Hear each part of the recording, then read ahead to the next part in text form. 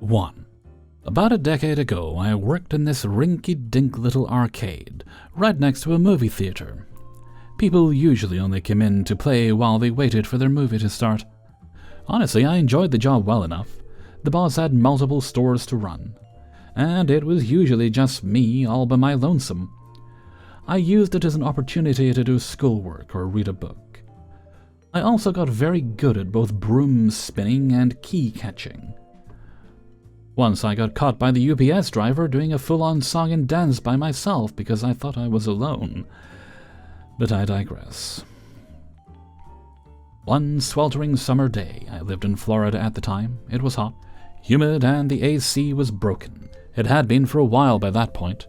As I melted in front of the fan, a mother and daughter entered. The little girl was no more than possibly 2 or 3. Mom had the typical Karen feel back before I had ever heard the term Karen or Chad. She had all the trademark identifiers: A-line haircut, jumbo-sized sunglasses, a purse perfectly sized for a petite dog, and a Starbucks coffee clenched in her perfectly manicured hand. She entered jabbering away on the phone, of course. For a Karen must keep talking the way a shark must keep swimming. She will die otherwise. Firstly, her daughter was all over the place, climbing various machines, trying to come up behind the prize counter. Normal young child exploration that should have been curbed by her parent. Meanwhile, Mommy Dearest is blathering away on the phone, not even watching her little angel. After probably 10 minutes, during which she got quarters and her daughter played a few games, she apparently encounters a problem with the game she's using. Since she's still on the phone, she does the only reasonable thing. If you're a rude, inconsiderate person with 0 social skills, that is. She snapped her fingers and pointed at the spot right next to her. I was floored, flabbergasted, and I could honestly not believe that someone had legitimately tried to call me over like that. So I did what any sane person does in this situation. I ignored her. She did it again, even adding an impatient little clap the second time. Still, I ignored her, until she finally got my attention using words. Yeah. That's when I smiled my sweetest smile. "Oh, did you need help with something? I'm sorry, I don't speak rude." She wasn't happy, but it felt good. Her daughter ended up leaving with a pink jelly bracelet as her prize.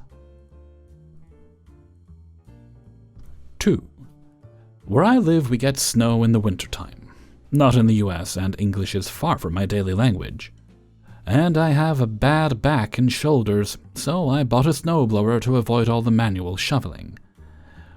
I live in a 4-family house, and we park our cars on a public street. When the snowplow clears the street, it leaves a good snowdrift on the side of the street toward all our parked cars, and we go out shoveling it away so we can get our cars in and out. Well, most of us do, but not all. Especially one of my neighbors can't be bothered to do that. She gets her car out from the spot and drives over the snowdrift. When she comes back, she conveniently parks in a spot cleared by me and my machine or my other neighbors with a shovel. Last week, she tried to wiggle her car out from the spot and over the snowdrift, and I stood watching her from inside for about 15 minutes before she got her car out. The snow made it hard for her, and it doesn't help that she can't drive. I was just shaking my head. Last year, when I was outside clearing the snow, she came out and started her car, but she couldn't get it out of the snow. I told her to get out, and then I reversed it out from there for her, and then I cleared the snow where she was parked. I enjoy being helpful towards my neighbors. She watched me doing the job, but asked me later why I bothered clearing snow on the public street, where we have absolutely no assigned parking spots. Well, I said, I like getting my car out, and if no one has taken the spot when I get back, I like to park it without the problems that the snow obviously creates. It's easier and more convenient when it's cleared. During the winter last year, she started parking in cleared spots and didn't lift the shovel to clear any snow one single time. I wasn't out to do it every day. My other neighbors did when I didn't, but not her. Not at all. Well, this week we had a massive snowfall. We've had about 3 feet of snow in 3 days, so clearing the street and walkway to the house has been essential. But why should I bother to do it? Like stated above, I like getting my car out and I enjoy helping my neighbors, but this year I haven't done anything at all to help her. She does nothing to our community, and there is a limit of how helpful you want to be when you're getting nothing in return. Ever. My other neighbors and I have cleared everything except around her car, and now it looks like a good old-fashioned igloo. She has some digging ahead of her, even if she wants to open the doors on it. Oh, the best of it is we have a cold front here. Forecast says -4 Fahrenheit the upcoming days, and that will make all the hard-packed snow into ice. So, neighbor, you are right. Why should I bother? 3. So this happened to my partner and I in the spring last year, and the security guards at my place of work still giggle about this. I'm a cleaner for a mall, and there is nowhere to safely park for me to get out when he is dropping me off to work in the afternoons, except for this one set of doors, which is super convenient for me because it's the closest entrance to the security office, where I have to sign out my keys, and to the area I work in. But it also happens to be the sketchiest entrance of the whole building. The area to park is just a little pull-in loading zone that's about 6 car lengths long. Most of the time it's full of cars, so my partner gets over as close as he can and throws his four-ways on so that I can quickly get out to go inside.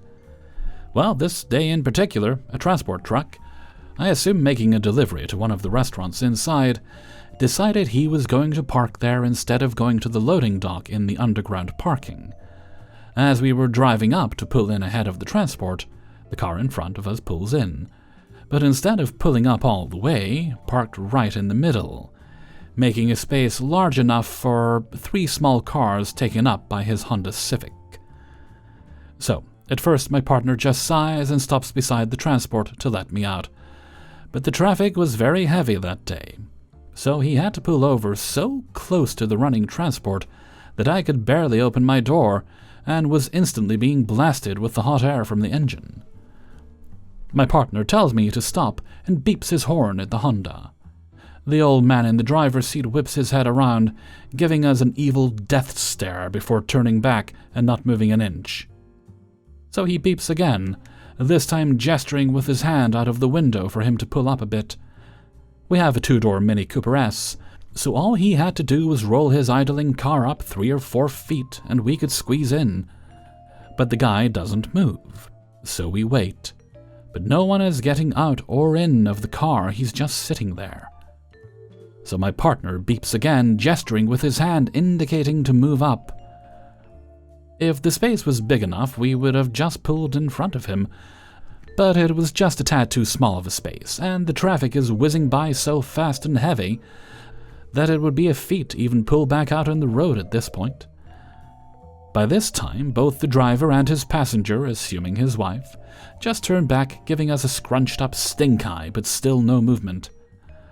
I told my partner to give up and started attempting to squeeze out of the car when he gets fed up with this entitled a-hole and holds down the horn as hard and long as he can, like a good 1.5 minutes at least, before opening his window fully and starts yelling, "Fucking move your fucking car so that my wife can safely get out to go to work!"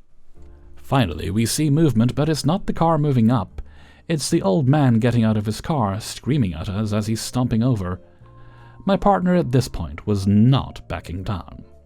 He told the old fart that he needs to move his car up a bit because I can't get out against a running transport. But the old man doesn't seem to care or even listen. He instead starts screaming through the window about how my partner is the a-hole and he's waiting to pick up a disabled person, so he is not able to move his car, and that my partner has no respect. The argument goes back a bit and forward without going anywhere, so out of frustration, my partner throws his smoke out the window as he's about to peel away. But the old man is still hovering his face back and forward in front of the window. So when my partner flicked it, he tried to throw it on an angle to the front of the car, but it ended up hitting the inside rim of the door and bounced towards the old man. This caused him to full rage out and try to punch my partner in the face, but he clipped his hand on the half-inch opened window instead. He continued to swing, but this gave me that split second to hit the power window's button to roll up. So now he's just standing there repeatedly punching the driver's side window, screaming something about how we have no respect for the old because he's not moving. My partner couldn't pull out on the road either. So we're just sitting there watching him punch and scream at our car. Finally, a guy in his 40s with a walker comes strolling out, but get this. The little dip or ramp from the curb he had to use to get his walker down was exactly where the a-hole's car would have been sitting if he had just pulled up a bit, which made the disabled guy actually have a harder time to go completely around to get to the back passenger door. At this point, I'm now late for work, so I manage to slip out my door, and as I'm walking around the transport to get to the sidewalk, the old a-hole comes running around his car with the folded-up walker, screaming at me how I have no respect for the old and disabled, and backhand slaps me across the face. My partner is halfway sticking out into the traffic when this happens, trying to merge in, but stops when he sees this. Behind me are 2 security guards walking up to investigate what all the noise is about, having them along with the other 20 bystanders now gawking at the commotion. Without a blink of the eye, I rip the walker out of his hand and throw it into the oncoming traffic. As he runs over onto the road in an attempt to chase it, I ran up behind him and was about to give him one big push when 4 familiar arms grabbed me in a bear hug, pulling me back. It was the security guards, stopping me from making what would have been the biggest mistake of my life. There is a bit more to the story that is really very lackluster and unnecessary to include. But the real kicker is when the security was writing up his no trespassing papers, banning him, his wife and the disabled guy he was picking up from the property for life was the shocked fish-out-of-water face he had when the other guard picked up and passed me my hearing aid that went flying when he struck me on the face. I've been legally deaf for the past 10 years from a car accident where a transport spun out on black ice and smashed into my ex's car. I know there was no way he could have known that. I just find it ironic that he got so outraged about us not respecting the fact that he felt he was entitled to take up half a loading zone to pick up a guy with a walker, while he was forcing a deaf girl to wedge herself between a running transport and oncoming traffic so that she could go to work. 4. So, for some basic context, I work for a major retailer, but I work in an auto center attached to said retailer. It was a day like every other, overbooked on appointments, understaffed. The thought of quitting on everyone's minds, the normal. I was putting on tires for our 3 p.m. appointment when a black, yeah bitch I ain't lying about your car, SUV drove toward me in one of our bays.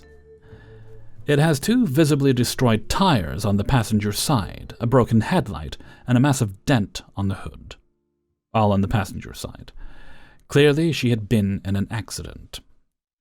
My service writer, a relatively new guy to the job, 3 weeks at this point, goes to ask what she wants and needs, though it was pretty obvious. And she threw a drink at him and said, "Your fucking tires did this in my car!" He understandably got the most senior employee in the shop to go handle the situation. Me. I look at him, he explained the situation, and I started the dreadful walk towards her car. I looked at the damage. Very clearly needs new tires. I walk over to her window and very calmly asked, "Did you purchase your tires here?" "Of course." As she rolled her eyes, "Do you have a copy of your paperwork?" "Why would I carry around useless paperwork? I just bought these fucking tires. They tried to kill me." Obviously, for the time being, had to take her aside, as if you can believe it, we might not always check tire pressure and such. So I actually thought the damage could have been our fault. I got a manager, as required when a customer is missing paperwork. They dealt with her for the most part after that. Now here's the thing, I'm a 6'3" red-necked idiot, that shouldn't surprise anyone. Likes to work on cars, but hates dealing with people. So I got my nose into working on that car. I've got the old tires off and the new ones on in less than 15 minutes. I'm in the middle of balancing when my second service writer comes in crying. Now, I stopped balancing the tires because this lady, my second service writer, didn't cry when her mom was in the hospital. She didn't cry when her kids were extremely sick. So I ain't about to watch her cry over whatever's going on. The crazy lady hit my service writer. You can spit on them, you can yell at them, you can't hit my people. Now, I'm not known for my anger management, but by a stroke of luck for the crazy lady, maybe even me, I couldn't find her sledgehammer, and believe me, if I did, it would have been my first time behind bars. I didn't balance the tires, I simply put them on her car, torqued them down to spec, and pulled it out of my bay. But not before seeing the empty white claws and half-drunken ones all over the passenger seat.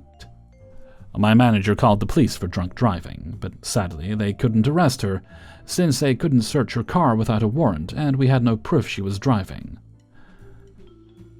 I'd like to hope she drove off of a cliff or maybe got arrested, but I know that never happens to people that deserve it.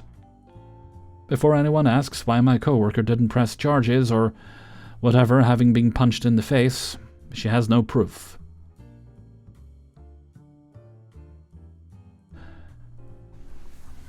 For what other people have said, I'm starting to think that the single cop that showed up didn't do his job properly. I'm only 18. Literally took this job the day after graduation, so I'm relatively inexperienced in these situations. I just learned how to get a money order for rent. If you're curious, the cop pulled her over, according to my boss, but she was on private property, a Burger King. So he couldn't do anything to her again, and he had to leave her for some reason I can't remember. Extra details from my boss. She had a history of stealing from the store I work at, so it could have been a fabricated act, so her felony thieving charges could be dropped. I don't fully understand, but maybe to a lawyer or a police officer it makes sense. I don't know. I'm too young and inexperienced to understand the situation fully. 5. I recently had a minor surgical procedure done by my podiatrist on an outpatient basis at a local hospital. Beforehand, I had to go to the hospital to get some lab work done. I think it might be important to note that this lab work was required by the hospital, not my podiatrist. I also think it's important to note that when I was there to have lab work done, my behavior could have and should have been more courteous, but I was acting out of legit frustration. The woman at the registration desk was having trouble getting me registered because she kept getting confused as to my name, my podiatrist's name, and my purpose for being there. Eventually, I began prefacing all my answers with, "As I've stated more than once," which clearly was infuriating to the registration desk attendant, even though her behavior was at least partly to blame for my conduct. Eventually, she asked me if I knew my date of birth. Yes, that really is how she phrased her question. I rattled off my date of birth, but added words to the effect of, "I'm not sure why you'd think I might not know my date of birth because I have no cognitive or memory problems." With a look of rage in her eyes, she shouted, "Why don't you try a little human kindness?" The advertising materials of the company that owns this hospital always work in the phrase human kindness. Yes, I know that some people will know what company I am referring to, but I don't care. My response was, "Yeah, fine. But you should not be treating me like I have cognitive issues when I don't, and you're the one who needs everything repeated." At that point, the registration attendant decided that my conduct, and mine alone, warranted her getting her boss involved. Her boss said to me, "I think what she meant to say was, 'What's your date of birth?'" I'm still not sure why the supervisor felt she needed to say that to me, and my response was, "Probably, but what she actually asked was still patronizing, and it's not right for people to be patronizing, especially if they are the ones struggling to comprehend what's going on in a given situation." My mom was with me and overheard me being asked if I knew my date of birth. During the car ride home, my mom told me that this question made her laugh inside her mind, and she was tempted to jokingly say, "No, she does not know her date of birth because I've never thought she could be trusted with that info," but decided not to because of how angry the registration attendant was getting. Anyhow, the registration office eventually did get it through their heads who I was and why I was there, so I was eventually able to have the lab work done. Oh, and when I went back to register for my surgery, this registration attendant saw me coming and got someone else to deal with me without me asking, which was fine by me. Hey everybody, Hellfreezer here, and thank you very much for listening to Idiots in the Wild, episode 149. And thank you very much to everybody who allowed me to use their stories in this video. Before you go, please hit the like button. If you'd like to get early access to the videos, then you can support me through my Patreon linked in the description. Click the link, takes you right to it. You'll also find a link to the Hellfreezer merchandise store. And if you enjoyed the video and you'd like to leave a tip, hit the little heart with a $sign below the video and select the tip of your choice. Alright, no other business today, I don't think. I think we've got all our birthday shoutouts done. So let's move right along to Hellfreezer's question of the day. And today's question is... And this one comes from Dr. Bright, my moderator, aka Hunter. And it is, for those who like playing survival games, what's your favorite and or the one you've put the most hours into? Such as Fallout, Subnautica, Satisfactory, Empyrean, and so on. I can say mine quite easily is probably Fallout. I'm well over 1,000 hours into Fallout 76. I play that with my fiancée Jack a lot. We're playing Void Train currently, but I'm sure we'll get back to Fallout eventually. And I think about 300 and something hours in Fallout 4. I've still not finished that. I think I did the main storyline, but I've got side quests and such to do. I really should get around to it someday. I've got the VR version. Well, I've got the regular version, but I mostly play in VR. And I've just not been in the mood for it lately. The mood comes and goes with me. I do enjoy it, just not always. Anyway, that's my answer. Why don't you let me know what yours are in a comment below. And bonus question, if you don't play video games, what's your favorite novel in the adventure genre? Okay, and with that, I'm gonna head off for now. So until next time, thank you very much for listening, and take very good care of yourselves.